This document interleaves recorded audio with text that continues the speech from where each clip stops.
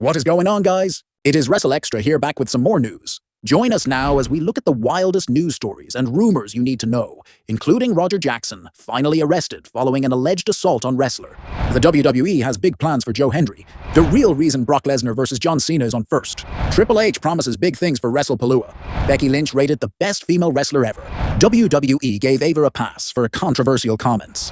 The reason behind Andrade's release. Why WWE didn't allow press at WrestleMania 43's announcement. A former WWE star returns to TNA. WWE has a funny nickname for Tony Khan, and much more. Be sure to subscribe and hit that notification bell for daily wrestling videos. Now, let's see the intro and get straight into our first story. Now, first story looks at Roger Jackson finally arrested following an alleged assault on a wrestler. At top of today's news is an update regarding the ongoing case involving Roger Jackson, the son of UFC fighter Quinton Rampage Jackson and wrestler Psycho Stu, aka Stuart Smith. USA Today is reporting LA police arrested Roger Jackson, the son of UFC fighter Quinton Rampage Jackson, on September 18th in connection to an alleged attack on a professional wrestler. According to the LA County Sheriff's Department records, the alleged incident saw Roger, who had a backstage confrontation with Psycho Stu earlier, entered the ring with a storyline to kayfabe attack him. However, witnesses claimed that Jackson actually physically attacked Stu, seriously injuring him. He was choking on his own blood and teeth, said Douglas Mallow, a wrestler who was involved in the ensuing melee to stop Jackson's alleged attack. Previously told USA Today, "Somebody reminded me there's kids there. And then I was like, oh my god, a Stu is currently recovering from the alleged attack." And as for Jackson, bill was set at $50,000. Next up, WWE has big plans for Joe Hendry. Get ready for some more Joe. Hendry in WWE. A Sports Illustrated John Alba has a report on the former WWE TNA World Champion's future. Multiple WWE and TNA sources tell the Takedown and SI that Henry is in the process of being largely phased out of TNA programming and integrated more into WWE television. The internal expectation across people in both companies is that he will be WWE bound on a full-time basis at the beginning of 2026, and the 37-year-old grappler has been wrestling since 2013, but his popularity has skyrocketed. In TNA, Joe parlayed his social media fame and success of his song, "I Believe in Joe Hendry," into a fan-driven moment that culminated in him winning TNA's top prize. Andre also caught the attention of WWE officials, who brought Joe to NXT and booked him at this year's Royal Rumble and Randy and surprise opponent at WrestleMania 41. Alba's story also notes that despite rumors to the contrary, Henry is still under a TNA contract, with TNA president Carlos Silva reiterating this. Nonetheless, anyone who's watched the WWE's relationship with Henry can see how much the promotion has been caught him waiting for when his TNA deal expires, much as it did with Jordynne Grace, inviting her to wrestle in NXT, even when she was signed to TNA. Now that TNA and WWE are working together, expect to see more instances like this where WWE takes rising stars in TNA and prepares them for an eventual move to WWE. Next up, a WWE star expected back very soon. It's been reported on the Wrestling Observer newsletter that Gunther is expected back very soon. The Ring General dropped the World Heavyweight Championship to CM Punk at SummerSlam and was then written off WWE television. Now, if the report is accurate, fans will have to wonder whether they'll get the Brock Lesnar versus Gunther match they've been demanding for years. Next up, Rey Mysterio in a major WWE role. But what is next for Rey Mysterio? The WWE Hall of Famer has been sidelined with an injury since WrestleMania 41, but rumor has it that he's expected back very soon and he's set for a major program.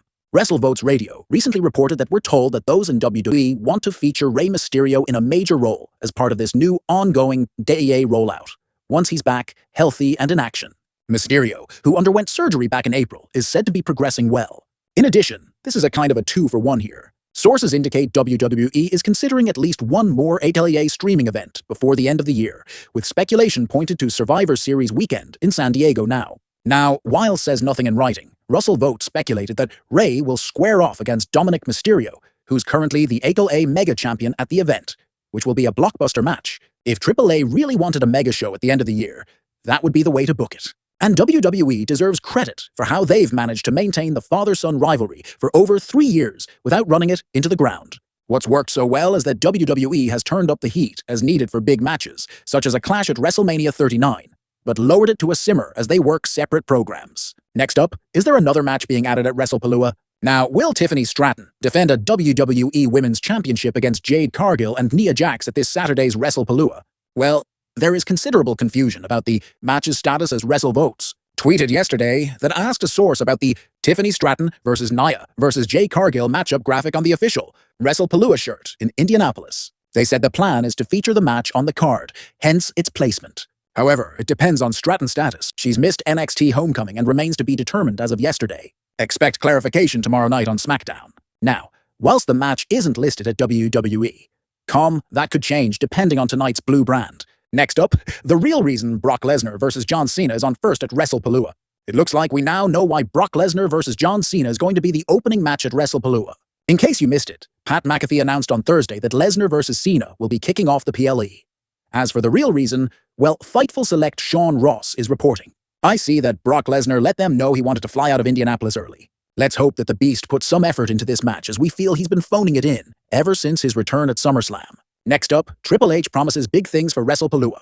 Now, expect some big things at WrestlePalooza, as WWE Chief Content Officer Triple H told ESPN Get Up that expect spectacle, expect surprises, expect to have a lot of fun, and ESPN's going to deliver, and expect an event larger than life. WWE has been riding a lot on this show as it's the beginning of its PL partnership with ESPN, and it's running directly against AW's All Out pay-per-view. AW has a lot riding on All Out because it reportedly has a profit-sharing arrangement with Max.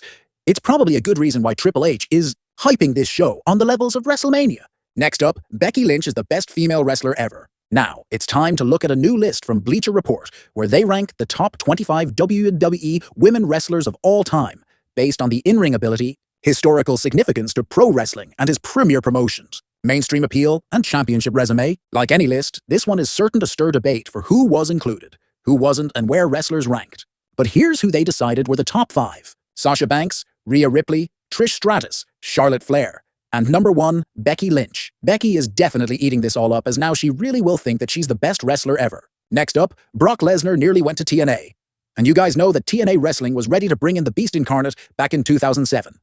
While you may have heard the rumor mentioned before, former TNA president Scott Dior is confirming this. Kurt Angle revealed this week that Brock Lesnar was in talks with TNA back in 2007. This is absolutely true. I was a producer of almost all of Kurt's early matches in TNA, and he came to me saying Brock wanted to come over. Amo currently owns and operates Maple Leaf Pro. Wrestling went on to explain Kurt was very excited about this, and obviously it would have been a huge, maybe trajectory-altering signing for TNA.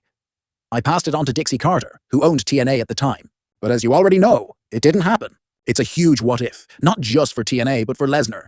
If he came to TNA on a big contract in 2007, would he have still debuted in MMA that year? Would he have felt the need to go fight in UFC in 2008 and help usher in a legion of new fans for UFC? I suppose we'll never know. A TNA went in a very different direction in 2009, with Dixie Carter bringing in Hulk Hogan and Eric Bischoff and many former WCW and WWE talents. What do you think TNA would have been like had Lesnar signed in 2007?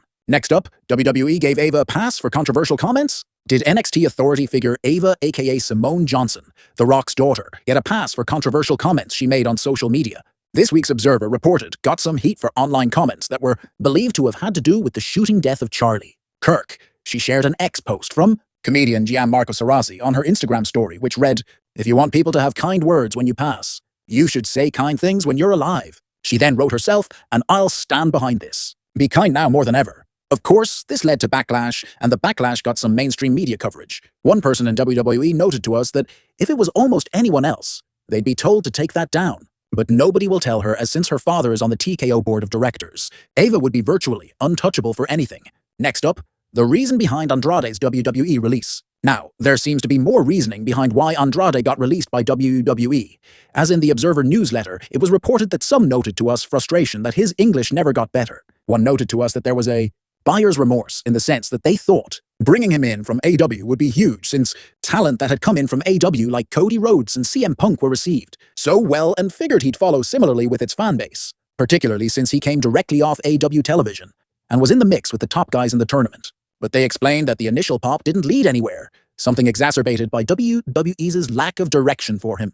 This is nothing new, as the WWE brings in wrestlers all the time, but often fails to give them a deserved push, resulting in fan indifference. Next up, why WWE didn't allow press at WrestleMania 43's announcement. If you're wondering why press wasn't invited when WWE announced that it's bringing WrestleMania 43 to Saudi Arabia, well, according to The Observer, the decision came from the top. TKO made the decision to not only allow press to attend, but not allow fans to attend, because fans could possibly have booed the announcement. And with real press in town for the boxing match, there was a possibility of some of them coming and asking real questions. Next up, Tony Khan says AEW is committed to affordable ticket sales, as some fans have had to take out a second mortgage just to fund their WrestleMania tickets.